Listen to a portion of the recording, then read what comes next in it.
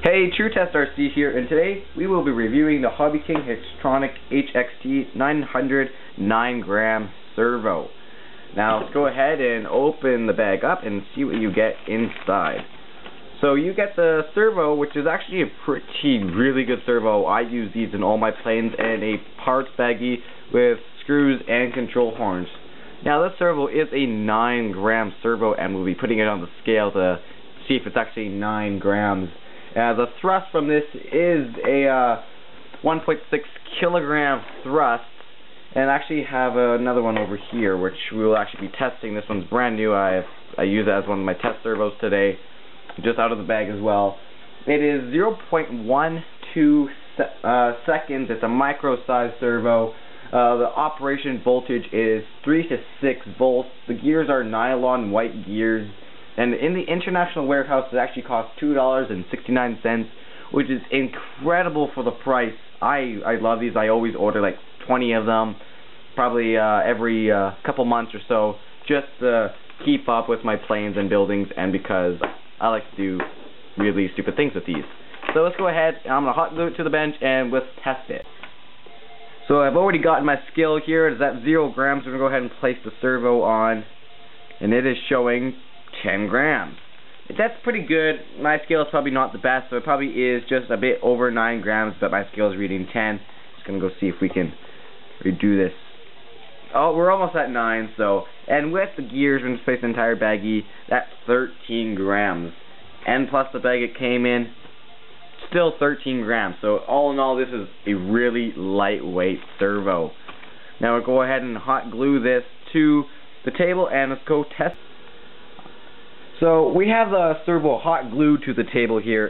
This is not going to come off. I wasted 2 sticks of hot glue. Holding that on that is not going to come off. I also did build this little platform which was able to give it a good clearance.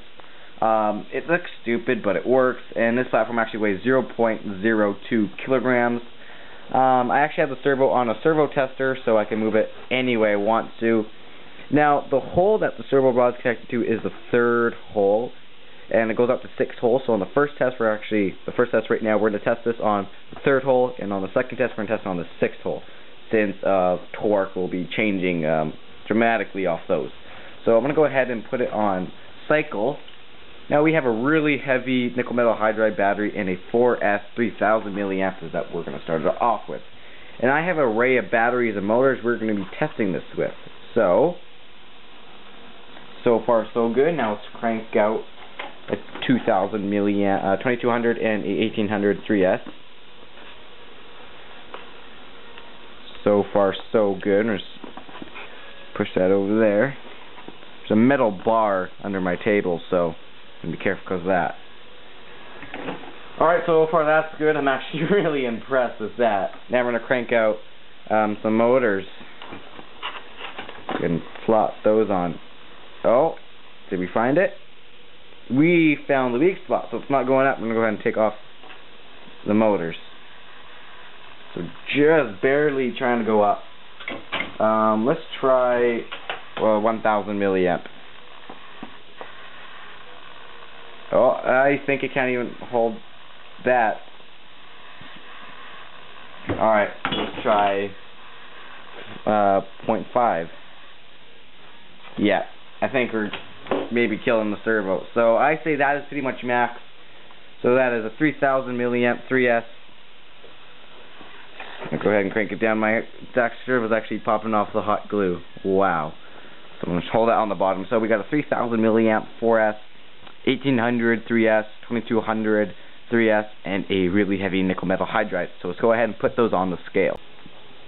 Alright, so here we go. We're going to put the nickel metal hydride on the scale.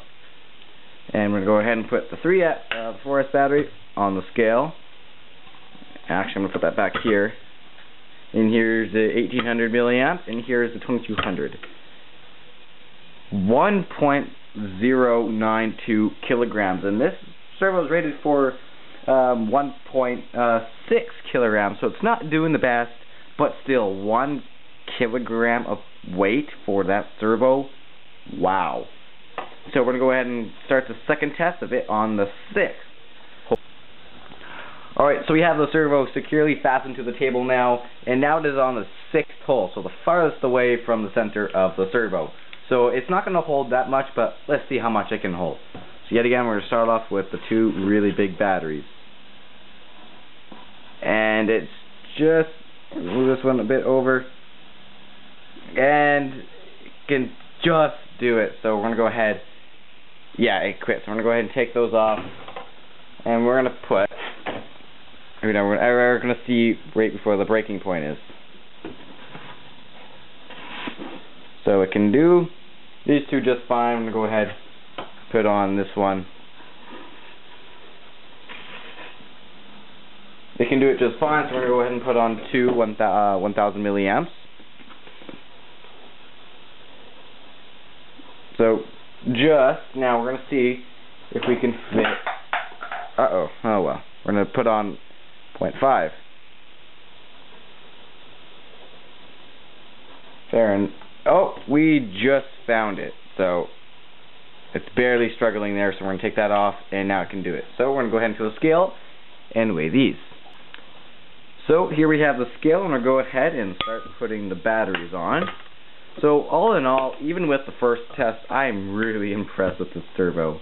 And here we go, the last battery, 0.616 kilograms, and the other one was 1,000.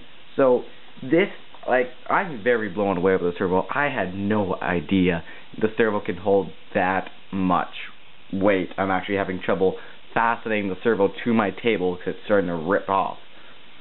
So all in all, I would say this servo gets a 10 out of 10, 5 stars. Like, I'm deeply impressed with this servo. For only $2.69, what can go wrong? Now, I'm going to have a link in the bottom to the servo in all the warehouses, so no matter where you are, just go find the link in the bottom of the description, and you'll be able to click on it. And this will also be in the West U.S. warehouse and the East U.S. warehouse. The U.S. now has 2 warehouses, West and East, and if I know it might be in one, but if it's in the other, just check the bottom. It'll be there. Thanks for watching. Please rate, comment, subscribe, and yet again, have a great day.